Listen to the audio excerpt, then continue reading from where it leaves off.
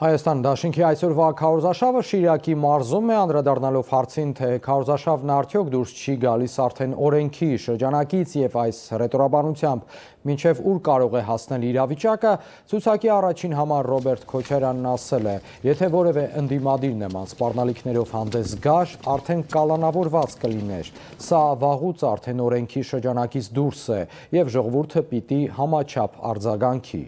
Քոչարյանի խոսքով ՔՊ-ի ղեկավարը վիրավորել է ոչ միայն մեկ մարդու կամ մի քանի արցախցու, այլև մեր ժողովրդի 70%-ից ավելիին։ Արցախից փրկված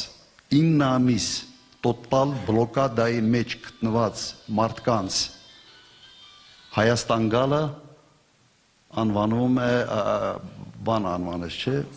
փախուստ, թռելեք եւ այլ եւ այլ։ Ես կխնդրեի այ տեղի բնակիչներից ձերք բարձրացնել նրանց, որոնց արմատները գալիս են Մուշից, Ղարսից, շատ են ստեղ, չէ՞։ Ձեր դայլիճի մեծ մասը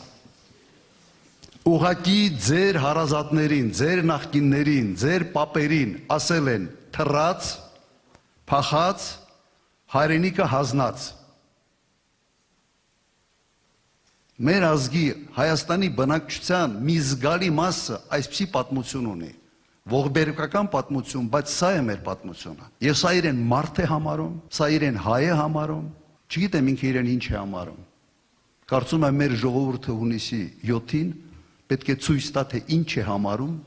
ինչ է իրենից ներկայացնում այդ մարդը։ Որ մեր ժողովրդի 70%-ին ըստ էության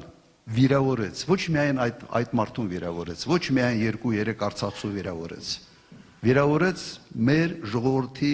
70%-ից ավելի։